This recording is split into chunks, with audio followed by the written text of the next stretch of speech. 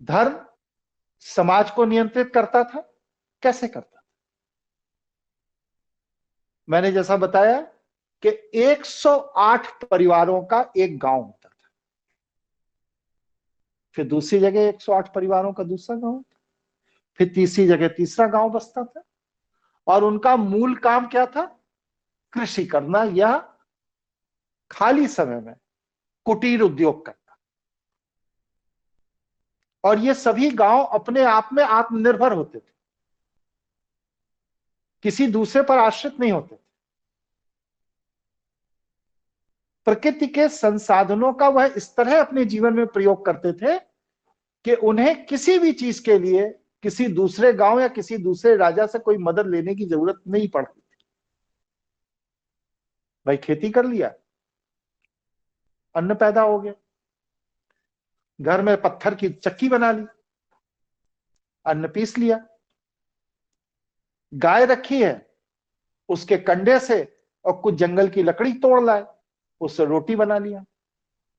सब्जी अपने घर में बो रखी है, सब्जी से रोटी खा लिया, दाल खा लिया।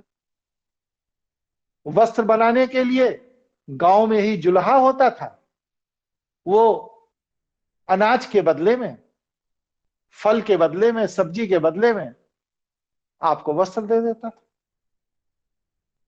कोई लोहार का काम होता था, लोहार काम कर देता था, उसके बदले में वह वस्तु ले लेता था। तो सारी चीजें का लेन देन, कृषि में जो उत्पादन आपने किया उन्हीं वस्तुओं से हो जाता था। इसलिए किसी को भी गांव के बाहर किसी भी विषय में किसी भी दूसरे सिस्टम पर आश्रित होने की कोई जरूरत ही नहीं। और इस तरह के 25 गांव, जो 108 परिवारों के होते थे, ऐसे 25 गांव जो होते थे, तो उन 25 गांव में एक मंदिर हुआ करता था। वह एक मंदिर उन 25 गांव का कर्ता धर्ता पोषक होता था। यह मंदिर प्रायः 25 गांव के बीचों बीच होता था, या कोई पहाड़ी क्षेत्र है तो थोड़ा ऊंचाई पर पहाड़ पे होता था। इस तरह जो सामाजिक संरचना थी उसमें 25 गांव के ऊपर एक मंदिर होता था। जब मुगल आए, अंग्रेज आए, तो उन्होंने मंदिर जाने में बहु बेटियों की इज्जत लूटनी शुरू कर दी, उनका जेवर लूटना शुरू कर दिया, उनकी हत्या करनी शुरू कर दी। तब लोगों ने मंदिर न जाकर के अपने घरों में मंदिरों की स्थापना की, सुरक्षा की। लेकिन जब तक इस तरह का आक्रांताओं का दबदबा नहीं था, तब तक जो सामाजिक संरचना थी उसमें 25 गांव के ऊपर एक मंदिर हुआ करता था। और यह मंदिर धर्म से ज्यादा राजा का आदेश जनता तक पहुंचाना और जनता के विचार राजा तक पहुंचाने का कार्य करता। राजा ने अगर कोई निर्णय लिया तो उसकी सूचना मंदिर में आती थी। प्रत्येक मंदिर में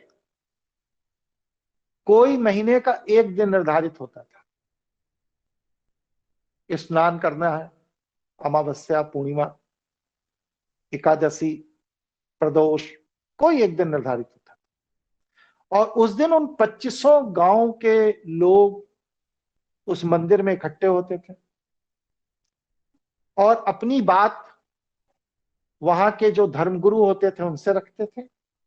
और राजा का जो निर्देश होता था वो निर्देश इन लोगों को दे दिया जाता था, जनता को बता दिया जाता था राजा ने ये निर्णय लिया है।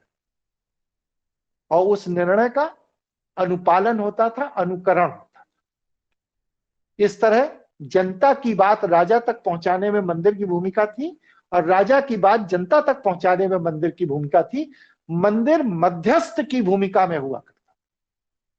इसीलिए जितने मंदिर होते थे सभी मंदिरों में रुकने, ठहरने, खाने पीने, स्नान आदि करने के लिए तालाब आदि की संपूर्ण व्यवस्था हर मंदिर में हुआ करती थी, जहां पर महीने में एक बार उस पूरे के पूरे क्षेत्र के 5-7 हजार, 10,000 आदमी आकर रुक सकते थे, खा पी सकते थे, स्नान आदि कर सकते थे और आपसी संवाद कर सकते थे। शादी ब्याह उसी में तय हो जाते थे। उसी में कोई व्यक्ति को कोई विद्या सीखनी है, किसी गांव में उस विद्या का कोई बहुत बड़ा विशेषज्ञ है, तो बच्चे को उसके सुपुर्द कर देते थे। फिर वो 2-3 महीने बाद फिर आ जाता था, माता पिता लेके अपने घर वापस आ जाते थे। इस तरह की पूरी व्यवस्था चला करती। तो ये जो महीने में एक बार मंदिर के अंदर उत्सव होता था, इसमें प्रत्येक परिवार से एक व्यक्ति का आना अनिवार्य होता था, और अगर वह शामिल नहीं होता था तो उसके लिए उसको दंड देना पड़ता। इन मंदिरों के संचालन के लिए उस 25 गांव के लोग अपनी कृषि की जो उपज होती थी उसका 10वां हिस्सा मंदिर को दान दे देते। कुछ लोग एक साथ दे देते थे, कुछ लोग टुकड़े टुकड़े में दे देते थे। तो इस तरह ये जो मंदिर होते थे जिन्हें दान मिलता था, वो उन 25 गांव के बच्चों को पढ़ाने के लिए निःशुल्क गुरुकुल चलाते थे। आयुर्वेदाचार्य हुआ करते थे मंदिरों में, जो औषधालय चलाते थे, जहां पर उन 25 गांव के लोगों को निःशुल्क दवा दी जाती। आश्रय स्थल होते थे राहगीरों के लिए, जिसे सराय कहते हैं। कोई भी आदमी आकर के रात में रुक सकता है, भोजन कर सकता है, विश्राम कर सकता है, अगले दिन अगला रास्ता नाप लेगा। अनाथालय होते थे। किसी दुर्घटनावश किसी के माता पिता की मृत्यु हो गई, कोई बात हो गई, तो उस बच्चे को पहले तो समाज ही पाल लेता था, लेकिन अगर समाज नहीं पाल रहा है, कोई बात है, तो बच्चे को उस मंदिर में पहुंचा दिया जाता था। मंदिर की जो व्यवस्था समिति होती थी वो उस बच्चे का पालन पोषण, शिक्षा, स्वास्थ्य आदि का ध्यान रखती।